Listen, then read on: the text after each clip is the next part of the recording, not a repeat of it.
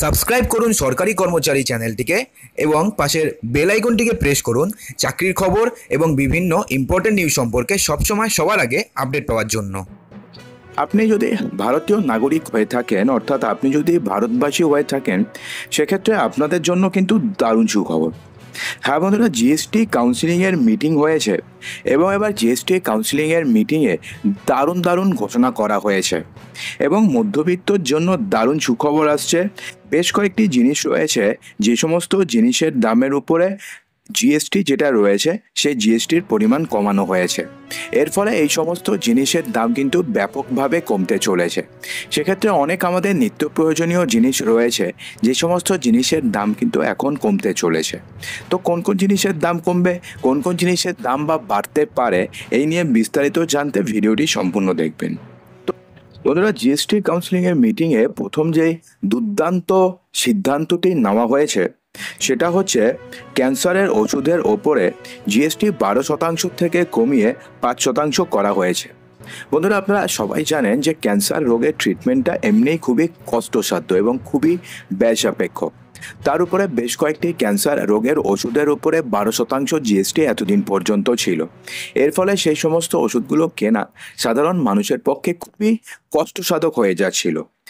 এই কারণে এবারে জিএসটি মিটিংয়ে সবথেকে বড় যেই সিদ্ধান্তটি নেওয়া হয়েছে সেটা হচ্ছে বেশ কয়েকটি ক্যান্সারের ওষুধের উপরে যে ক্ষেত্রে 12% জিএসটি ছিল, সেক্ষেত্রে জিএসটির পরিমাণ কমিয়ে 5% করা হয়েছে।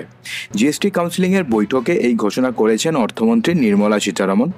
তবে স্বাস্থ্য বিমায় জিএসটি কমানো হবে কিনা তা পরে জানানো হবে, এটা নিয়ে আমরা বিস্তারিত জানছি একটু পরে।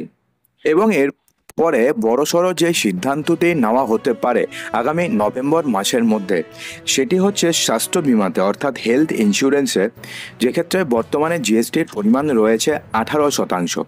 এর ফলে জিএসটির প্রিমিয়াম কিন্তু অনেকটাই বেড়ে যায়। অর্থাৎ আপনাদের যদি মনে করুন আপনার যদি 30,000 টাকার কোনো প্রিমিয়াম থাকে, তো সেক্ষেত্রে 18% জিএসটি, তার মানে ধরুন প্রায় 5,400 টাকা। তো সেক্ষেত্রে এই জিএসটির পরিমাণ যদি 18% থেকে কমিয়ে 5% করা হয়, তাহলে সেক্ষেত্রে সেই 30,000 টাকার উপরে মাত্র আপনাকে জিএসটি দিতে হবে 1,500 টাকা, অর্থাৎ আপনাদের প্রচুর টাকা সাশ্রয় হবে। তো জীবন বীমা প্রিমিয়ামের ওপরে বর্তমানে যে ক্ষেত্রে 18% হারে জিএসটি নেওয়া হয়, তবে এই হার কমানো নিয়ে এখনো পর্যন্ত একমত হতে পারেনি সবাই। তবে চূড়ান্ত সিদ্ধান্ত নেওয়া হয়নি। এই বিষয়ে পরবর্তী বৈঠকে সিদ্ধান্ত নেওয়া হবে বলে জানানো হয়েছে। উল্লেখ, চালুর আগে বিমা প্রিমিয়ামে পরিষেবা কর দিতে হতো এবং 2017 সালে যখন জিএসটি চালু হয় তারপর থেকে পরিষেবা কর সমস্ত কিছুই চলে যায়, তার পরিবর্তে জিএসটি চালু হয়। তবে এই জিএসটি চালু হওয়ার 18% জিএসটি থেকে কমিয়ে 5% করার ব্যাপারে কিন্তু অনেকেরই সহমত রয়েছেন। তবে এই ব্যাপারে এখনো পর্যন্ত চূড়ান্ত সিদ্ধান্ত হয়নি। নভেম্বর মাসের মধ্যে এই ব্যাপারে চূড়ান্ত সিদ্ধান্তের কথা জানিয়ে দেওয়া হবে। 2023-24 অর্থবর্ষে কেন্দ্র এবং রাজ্য স্বাস্থ্য বিমা প্রিমিয়ামে জিএসটি থেকে 8,262.94 কোটি টাকা সংগ্রহ করেছে। অর্থমন্ত্রী আরও বলেছেন যে বাজেটে সরকার ঘোষণা করেছিল যে জনগণকে সাশ্রয়ী মূল্যে ওষুধ এবং চিকিৎসা দেওয়া সরকারের অগ্রাধিকার, এবং সেই কারণে ক্যান্সারের ওষুধের ওপরে জিএসটি কমানোর সিদ্ধান্ত নেওয়া হয়েছে। এছাড়া আর কি সিদ্ধান্ত নেওয়া হয়েছে? তো অর্থমন্ত্রী জানিয়েছেন যে গত 6 মাসে অনলাইন গেমিংস থেকে আয় বেড়েছে প্রায় 412%। পাশাপাশি ক্যাসিনো থেকেও আয় 34% বৃদ্ধি পেয়েছে। স্বীকৃত বিশ্ববিদ্যালয় এবং গবেষণা কেন্দ্রগুলোকে অনুদান দেওয়ার ক্ষেত্রে জিএসটি দিতে হবে না, এটাও কিন্তু সিদ্ধান্ত নেওয়া হয়েছে। কাউন্সিলিংয়ের বৈঠকে এই সিদ্ধান্ত নেওয়া হয়েছে। ক্ষতিপূরণ সংক্রান্ত শেষের জন্য একটি দল গঠন করা হয়েছে।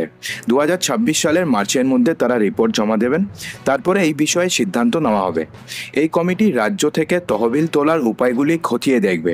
ডেবিট কার্ড এবং ক্রেডিট কার্ডের মাধ্যমে 2,000 টাকা পর্যন্ত অনলাইন লেনদেনে বিলডেক্স এবং সিসি অ্যাভিনিউয়ের মতন পেমেন্ট এগ্রিগেটরদের ওপরে 18% জিএসটি আরোপ করা নিয়েও বৈঠকে আলোচনা হয়েছে।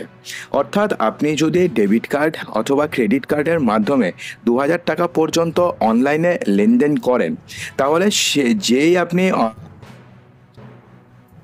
পেমেন্ট গেটওয়ের মাধ্যমে আপনি লেনদেন করছেন, সেটা বিলডেক্স হতে পারে, সেটা সিসি অ্যাভিনিউ হতে পারে। তো সেই সমস্ত সংস্থাগুলোর ওপরে 18% জিএসটি বসানো হতে পারে এবং এই নিয়েও কিন্তু বর্তমানে আলোচনা চলছে। তবে এই বিষয়ে এখনো পর্যন্ত কোনো সিদ্ধান্ত নেওয়া হয়নি। বিষয়টি বর্তমানে ফিটমেন্ট কমিটির কাছে পাঠানো হয়েছে। অর্থাৎ আপনি 2000 টাকা পর্যন্ত লেনদেন করলে আপনাকে 18% জিএসটি দিতে হবে, এই নিয়ে কিন্তু একটা নিউজ সামনে আসছে। তো আপনাদের জানিয়ে রাখি যে এটা কিন্তু সম্পূর্ণ ভুয়ো নিউজ। কারণটা কি, আপনাদের উপরে কোনো প্রকারের জিএসটি নেওয়া হবে না। অর্থাৎ আপনি যদি 2000 টাকা পর্যন্ত কোনো অনলাইনে লেনদেন করেন ডেবিট কার্ডের মাধ্যমে অথবা ক্রেডিট কার্ডের মাধ্যমে, তো সেক্ষেত্রে কিন্তু আপনাদের থেকে কোনো পরিমাণে জিএসটি নেওয়া হবে না। কাদের থেকে জিএসটি নেওয়া হবে? যে পেমেন্ট গেটওয়ে রয়েছে, অর্থাৎ বিলডেক্স হতে পারে অথবা সিসি অ্যাভিনিউ, যে সমস্ত পেমেন্ট গেটওয়ে ইউজ হচ্ছে মধ্যখানে, তাদের থেকে 18% জিএসটি নেওয়া হবে। কারণ এই সমস্ত সংস্থাগুলো কিন্তু কামাই করে। তো সেই সমস্ত ইনকামের থেকে 18% জিএসটি নেওয়া হতে পারে, এমনটা কিন্তু আলোচনা হয়েছে। তবে এ ব্যাপারে এখনও পর্যন্ত চূড়ান্ত সিদ্ধান্ত নেওয়া হয়নি। তো বন্ধুরা, আশা করব যে ভিডিওটিতে আপনাদের সমস্ত কিছুই সঠিকভাবে বোঝাতে পেরেছি। যদি ভিডিওটি ভালো লেগে থাকে তো ভিডিওটিকে লাইক করবেন, ভিডিওটিকে বন্ধুদের মাঝে প্রচুর শেয়ার করবেন এবং চ্যানেলটিকে সাবস্ক্রাইব অবশ্যই করবেন।